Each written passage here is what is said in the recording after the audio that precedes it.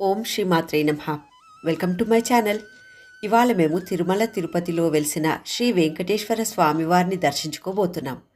ఈ వీడియోలో తిరుమల తిరుపతి ట్రిప్ గురించి కంప్లీట్ డీటెయిల్స్ చెప్తాను. శ్రీ వెంకటేశ్వర స్వామి వారి దర్శనంతో పాటు మరికొన్ని ప్రదేశాల గురించి కూడా డీటెయిల్గా చెప్తాను. సో ఈ వీడియోని ఎండ్ వరకు కంప్లీట్గా చూడండి. మేము ఉండేది తెలంగాణలో హైదరాబాద్లోని బీరంగూడలో. ఇక్కడి నుండి మా ప్రయాణం కారులో బయలుదేరాం.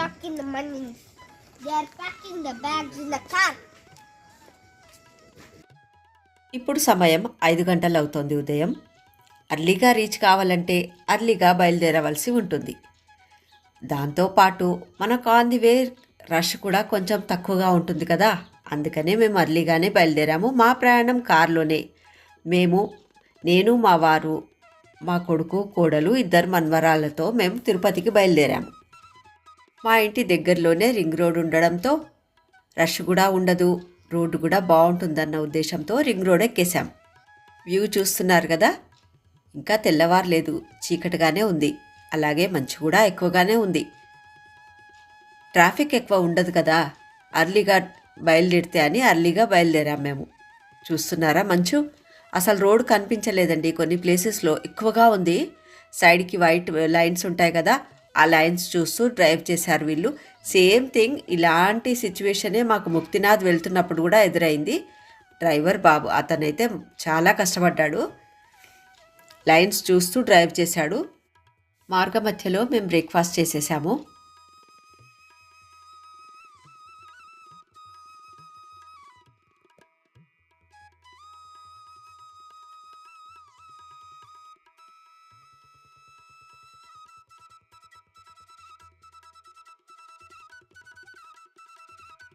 తిరుమల తిరుపతిలో శ్రీవారి దర్శనానికి వెళ్ళే భక్తులు డైరెక్ట్గా కూడా టికెట్స్ తీసుకోవచ్చు, కానీ చాలా లైన్ ఉంటుంది.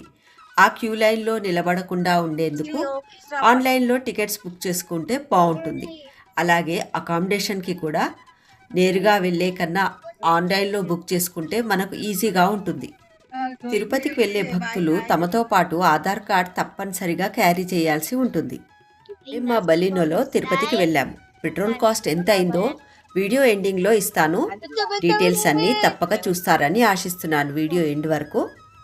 ఇంటి నుంచి ఉదయాన్నే స్టార్ట్ అయ్యాం కదా, అలా టైం కూడా చాలా కలిసి వస్తుంది. ఇప్పుడు బ్రేక్ టైం తీసుకున్నాం. ఇక్కడ టీ కాఫీలు తాగి చిన్నపిల్లలు ఉన్నారు కదా, వాళ్ళకి స్నాక్స్ తీసుకోవడానికి ఆగాము. ఆంధ్రప్రదేశ్ తిరుమల తిరుపతిలో సప్తగిరులపై శ్రీ వెంకటేశ్వర స్వామివారు కొలువై ఉన్నారు. శ్రీ మహావిష్ణు అవతారమే శ్రీ వెంకటేశ్వర స్వామివారు. స్వామి కలియుగంలో భక్తులను కష్టాల నుండి గట్టెక్కించి రక్షించడానికి ఈ అవతారం ఎత్తారు. వెంకటేశ్వర స్వామివారి మూల విరాట్టు ఎంతో ఎత్తులో ఉంటుంది కదా, అది స్వయం వ్యక్తమూర్తి, ఎవ్వరూ చెక్కినది కాదు. తిరుపతికి వెళ్ళే మార్గ మధ్యలో ఇక్కడ చూడండి, అన్నమాచార్యుల వారి ఎత్తైన విగ్రహం ఉంది. ఇదే అన్నమాచార్యుల వారి ఉద్యానవనము.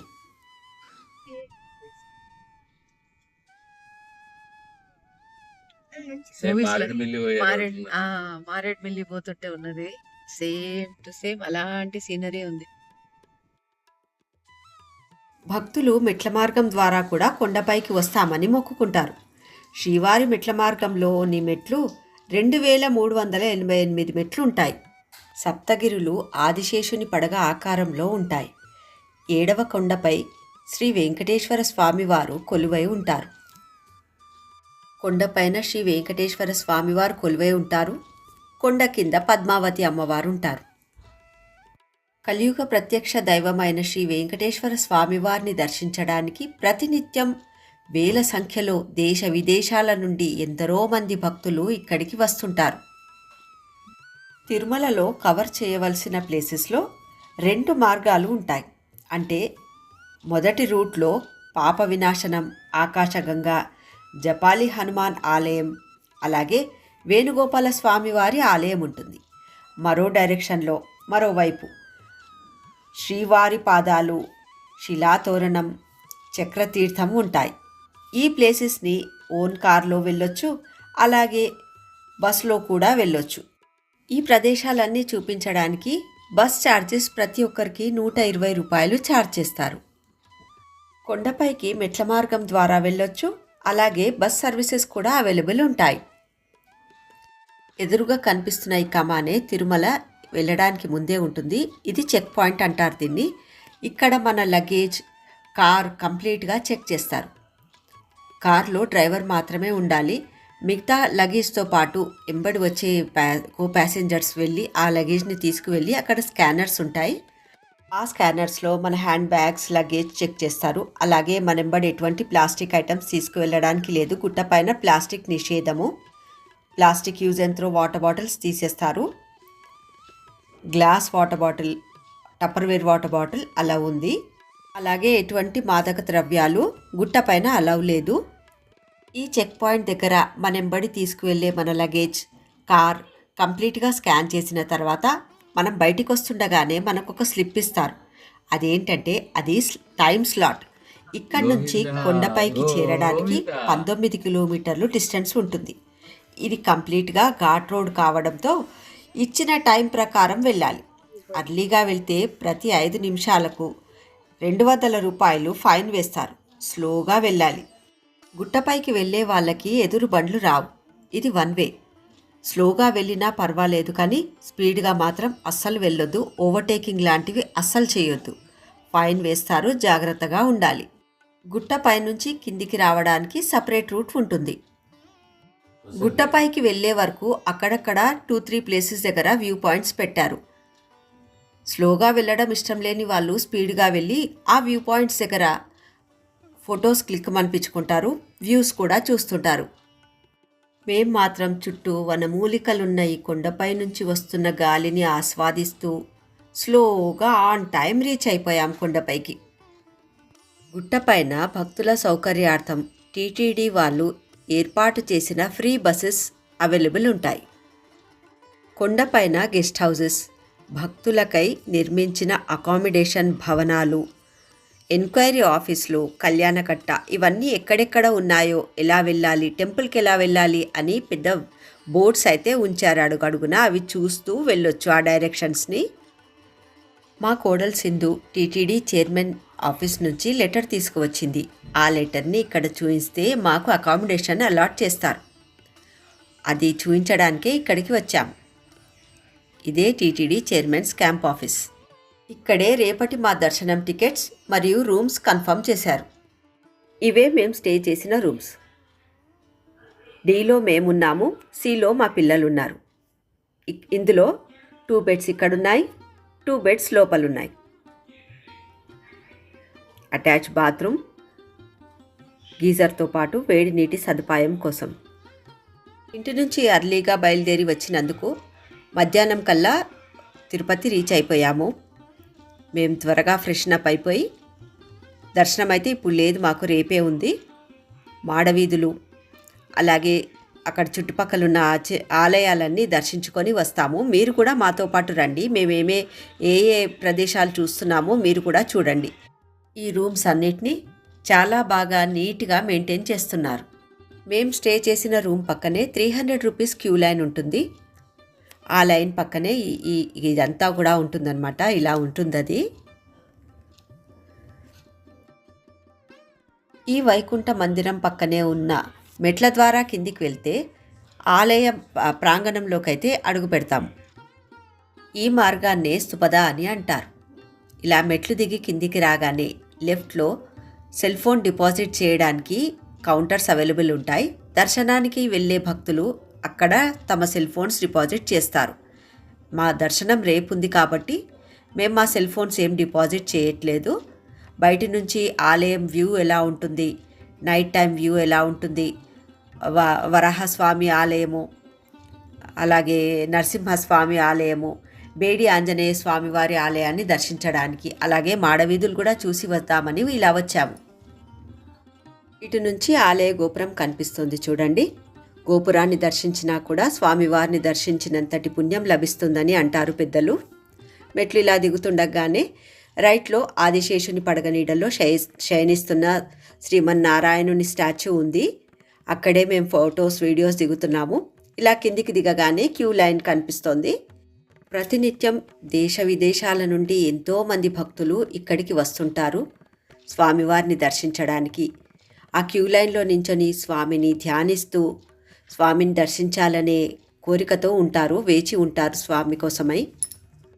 శ్రీ మహావిష్ణువు దశావతారాలలోని వరాహస్వామి అవతారాన్ని శ్రీ వెంకటేశ్వర స్వామి వారు ఇక్కడ ఉండడానికి ప్లేస్ ఇవ్వమని వరాహస్వామి వారిని కోరారట. అందుకు స్వామివారు ఒప్పుకున్నందుకు వెంకటేశ్వర స్వామి వారు ఇక్కడ కొలువై ఉన్నారట. సో అందుకు కృతజ్ఞతగా భక్తులందరూ ముందు వరాహస్వామి వారిని దర్శించిన తర్వాత వెంకటేశ్వర స్వామి వారిని దర్శించుకుంటారు. ఇక్కడ ఆలయం మాడవీధుల్లో పెయింటింగ్ వేస్తున్నారు. నాకు కూడా కొంచెం వేయాలనిపించింది, అందుకు అడిగితే ఇచ్చారు, నేను కూడా వేస్తున్నాను. ఇక్కడి నుంచి స్వామివారి పల్లకీని ఊరేగిస్తారు కదా బ్రహ్మోత్సవాలప్పుడు. స్వామివారి వాకిట్లో ఉన్న ముగ్గులో నేను కొంచెం కలర్స్ వేశాను కదా అన్న తృప్తి నాకు కలిగింది. ఇంతకుముందు మేము లాస్ట్ టైం తిరుపతి వచ్చినప్పుడు మాడవీధుల్లో వెళ్తున్నాము. అప్పుడు అన్ని ముగ్గులు ఉన్నాయి. అక్కడ నేను ఏదో ముగ్గు వేస్తున్నట్టుగా ఫోటోలు అవి దిగాను. ఇప్పుడు నాకు రియల్గా నాకు ఛాన్స్ దొరికింది. అబ్బా, నాకు పట్టలేనంత ఆనందం వేసిందండి. నా వంతు ఏదో ఒకటి చేస్తున్నాను కదా స్వామికి అన్న తృప్తి నాకు మిగిల్చారు. నాకు చాలా హ్యాపీగా ఉంది ఇలా ఈ పెయింటింగ్ వేసినందుకు.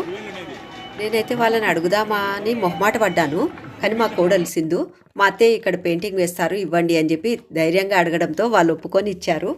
ఇక్కడ చూడండి, ఇటు సైడ్ నుంచి కూడా ఆలయ గోపురాన్ని చూడొచ్చు. మేము వచ్చినప్పుడు లైట్స్ ఇంకా కంప్లీట్గా వేయలేదండి, అక్కడక్కడ ఇప్పుడు స్టార్ట్ అవుతున్నాయి లైట్స్ వేయడము, వెలుగుతున్నాయి. ఈ లైట్స్ వెలుతురులో మిలమిలా మెరిసిపోతుంది తిరుమల క్షేత్రము. అబ్బా, ఇక్కడ ఆ లైట్స్, స్వామివారి గోపురము, డీప్ బ్రీత్ తీసుకుంటే ఆహా, this is the magic of Tirumala కదా అనిపించింది నాకైతే. భక్తులు ఇక్కడ స్వామివారికై దీపాలు వెలిగించారు. అక్కడే మేము ఫొటోస్ దిగుతున్నాము. అప్పుడే మన సబ్స్క్రైబర్స్ కూడా కలిశారు. చాలా హ్యాపీగా అనిపించింది నాకు. వాళ్ళు రెస్పాండ్ అయిన తీరు నాకు చాలా నచ్చింది. వీళ్ళతో మాట్లాడుతుండగానే నాకు ఏమనిపించిందంటే వీళ్ళు కూడా నా ఫ్యామిలీలోని పార్టే కదా, నా ఫ్యామిలీలోని భాగమే కదా వీళ్ళు అన్నంత హ్యాపీ అనిపించింది నాకు.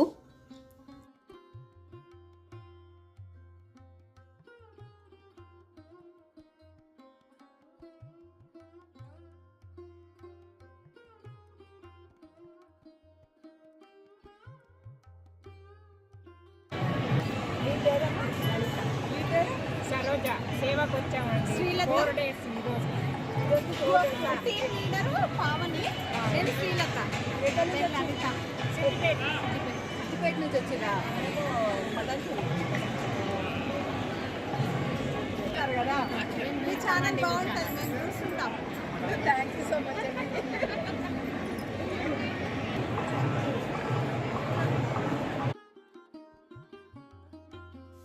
మేము ఇప్పటివరకు తిరుమలకి ఎన్నోసార్లు వచ్చామండి, కానీ ఇప్పటి వరకు ఇంత సమయాన్ని తిరుమలలో ఎన్నడూ గడపలేదండి. యూట్యూబ్ ఛానల్ పుణ్యమా అని చెప్పి ఇంత టైం ప్రతి ఒక్క చోట నేను టైం స్పెండ్ చేయగలుగుతున్నాను వ్యూవర్స్ అందరికీ చూపించడానికి. వేరే వేరే యాంగిల్స్ నుంచి తీస్తున్నాను ఆలయ గోపురాన్ని మీకు అందరికీ చూపించడానికి. అదేనండి, this is the magic of Tirumala అని చెప్తున్నాను. ఇక్కడ ఎంత బాగుందో అక్కడ స్వామివారిది ఆ మ్యాజిక్ అనేది ఉంటుంది కదా ఏ క్షేత్రానికి వెళ్ళినా. అక్కడక్కడ కొద్దిమంది భక్తులు కనిపిస్తే భక్తులు తక్కువ ఉన్నారని అనుకుంటున్నారేమో, మొత్తం డిస్ట్రిబ్యూట్ అయ్యారండి. క్యూ లైన్లో కొద్దిమంది ఉన్నారు. వరాహస్వామి ఆలయంలో, బేడి హనుమాన్ ఆలయంలో, నరసింహస్వామి ఆలయంలో, నాట్య మండపం దగ్గర, షాపింగ్ అక్కడ కొంతమంది అంతా డిస్ట్రిబ్యూట్ అయిపోయి ఉన్నారు. దీపాలు వెలిగించే దగ్గర కొంతమంది ఉన్నారు. అందరు కొద్దిసేపు అయితే ఒక దగ్గరికి వచ్చేస్తారు చూడండి ఆ షెడ్ల దగ్గరికి, అప్పుడు అందరు కనిపిస్తారు. శ్రీవారి ఆలయం ఆపోజిట్లో ఉన్న బేడి హనుమాన్ ఆలయానికి అయితే వచ్చేసాం ఫస్ట్ దర్శించడానికి. ఆలయం లోపల కెమెరాలో లేదు, దూరం నుంచే షూట్ చేస్తున్నాను వీడియోని మీకు చూపించడానికి. మీరు కూడా దర్శించుకోండి స్వామివారిని. శ్రీవారి ఆలయం ఎదురుగానే ఆంజనేయ స్వామివారి ఆలయం ఉంటుంది కదా, ఇక్కడ ఆంజనేయ స్వామి వారి ఆలయం ఎదురుగా దీపాలు వెలిగిస్తారు భక్తులు. ఎలా అంటే ఇక్కడ దీపాలు వెలిగిస్తే శ్రీవారికి ఆంజనేయ స్వామి వారికి ఇద్దరికీ వెలిగించినట్లు అవుతుంది కదా, అందుకే ఇక్కడ వెలిగిస్తారు. నేను, నా కోడలు, మా ఫ్యామిలీ అందరము మేము కూడా దీపాలు వెలిగించాము ఇక్కడ. మా పిల్లలతో పాటు మా మనవరాలు శ్రేయమ్మ కూడా దైవభక్తి చాలా ఎక్కువేనండి. అది కూడా ఆరతి తీసుకోవాలని ముందుకు వస్తోంది. ఎంతోమంది భక్తులు ఇక్కడ దీపాలు వెలిగిస్తూ ఉంటారు. ఆ వెలిగించిన దీపాలను కొండెక్కిన తర్వాత వాటిని తీసేసి అక్కడ ప్లేస్ చేస్తారనమాట. వేరే మళ్ళీ వచ్చిన భక్తులకు ప్లేస్ ఉండాలి కదా అక్కడ దీపాలు వెలిగించడానికి. అందుకు ఆ సిబ్బంది అలా నీట్గా ప్లేస్ చేసి పెడతారు. ఈ దీపాలు వెలిగించే దాని పక్కనే అంటే ఎదురుగానే ఒక ఎత్తైన మెట్టు ఉందండి. ఆ మెట్టు పైన ఎక్కితే స్వామివారి గోపురం కూడా కనిపిస్తోంది. అక్కడ అందరూ ఫొటోస్ వీడియోస్ దిగుతున్నారు. అక్కడ ఫోటోగ్రాఫర్స్ కూడా అవైలబుల్ ఉంటారు. ఒకవేళ మనం ఫొటోస్ దిగాలనుకుంటే మాది మేము దిగుతున్నాం కాబట్టి ఇంకా వేరే ఫోటోగ్రాఫర్ని ఏం మాట్లాడుకోలేదు. అక్కడ నించొని గోపురాన్ని చూస్తూ ఫొటోస్ దిగుతారన్నమాట. ఆ ప్లేస్ దగ్గర నుంచి కూడా ఆలయ గోపురాన్ని చూపిస్తాను చూడండి. మీరు కూడా దర్శించుకోండి. ఈ యాంగిల్లోంచి కూడా చూడండి.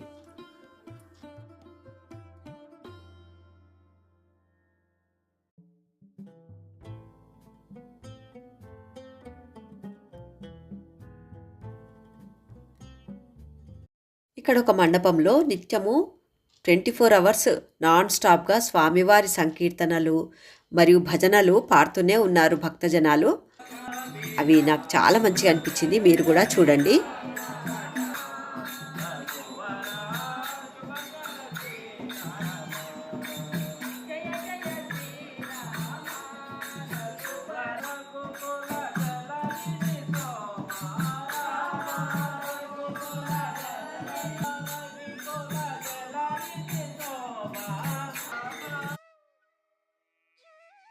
శ్రీవారి సంకీర్తనలు పాడుతున్న మండపం పక్కనే ఆంజనేయ స్వామి వారి ఉప ఆలయం ఉంది.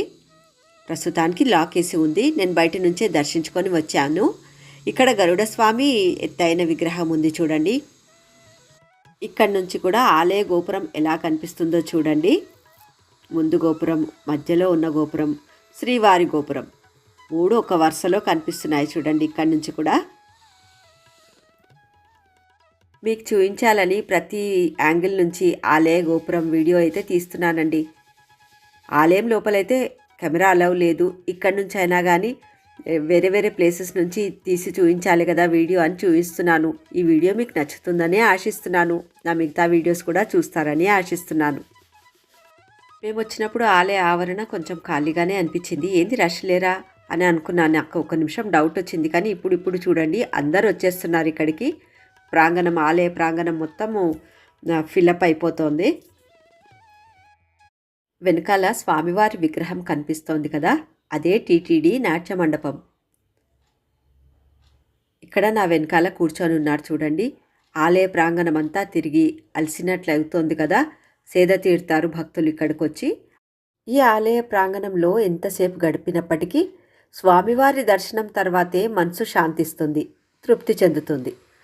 మా దర్శనం రేపు ఉంది కాబట్టి రేపటి వరకు ఇవన్నీ చూసుకోవాలి అని ఇవన్నీ ఈరోజే చూస్తున్నాం. తిరిగి ఉప ఆలయాలన్నీ దర్శిస్తున్నాము. హైదరాబాద్లోని బీరంగూడ నుండి తిరుమల తిరుపతి చేరుకోవడానికి ఇక్కడికి పైకి చేరడానికి అప్ అండ్ డౌన్ 1200 కిలోమీటర్లు అయింది మాకు. 50 కిలోమీటర్లు ఇక్కడ పైన తిరిగాం మేము. జపాలి హనుమాన్ అని అక్కడ వేరే ఆలయాలు తిరిగాం కదా, దానికి 50 కిలోమీటర్స్ అయ్యాయి అనుకోండి. పెట్రోల్ అప్రాక్సిమేట్గా 65 లీటర్స్ పట్టింది మాకు. 7000 రూపీస్ అయ్యాయి. దానికి అకార్డింగ్ టు మైలేజ్ అనమాట. మన కార్ మైలేజ్ని బట్టి అది కూడా వేరియేషన్స్ ఉంటాయి. టోల్ గేట్ 800 వెళ్ళడానికి, 800 తిరిగి హైదరాబాద్ చేరడానికి, టోటల్ 1600 టోల్ గేట్లకి చెల్లించాము. పెట్రోలు టోల్ గేట్ కలిసి 5గురికి, అంటే మేము 4గురము, 2 చిన్నపిల్లలు కాబట్టి 5గురు అన్నట్లు అప్రాక్సిమేట్గా వేస్తున్నాను. 5గురికి హైదరాబాద్ నుండి తిరుమలకి పర్ పర్సన్ మాకు 1700 పడింది. ఓన్లీ ట్రాన్స్పోర్ట్, మిగతా ఖర్చులు సపరేట్ అండి.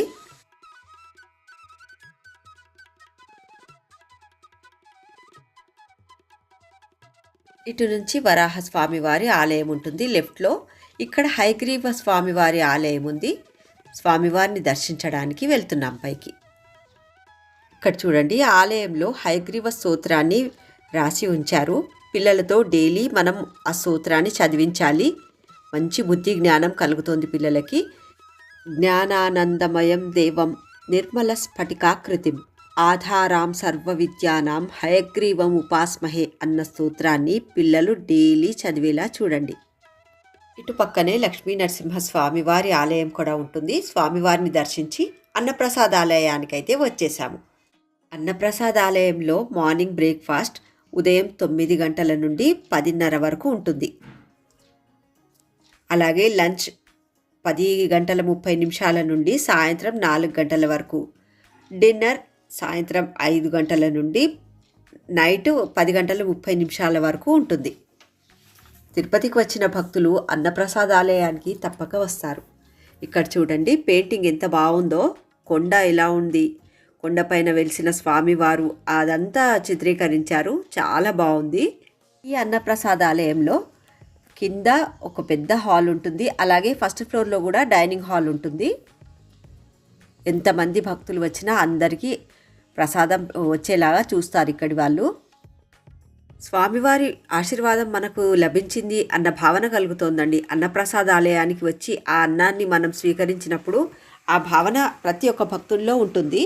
అందుకు కూడా చాలామంది ఇంట్రెస్ట్ చూపిస్తారు. అన్నప్రసాదాలయంలో ఆ ప్రసాదాన్ని స్వీకరించడానికి అదృష్టం ఉండాలండి. మేమైతే అదే అంటాము, మా వారు నేను.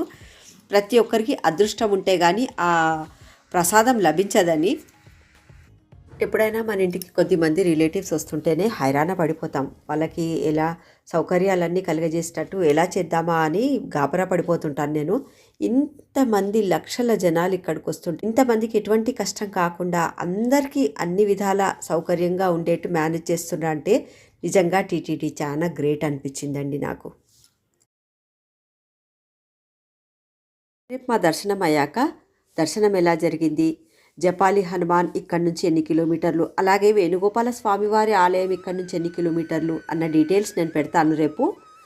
కార్లోనే కాబట్టి ట్రావెలింగ్. ఆ వీడియో కూడా మీరు తప్పక చూస్తారని ఆశిస్తున్నాను. అలాగే పద్మావతి అమ్మవారి ఆలయానికి, కపిల తీర్థానికి కూడా వెళ్ళాము.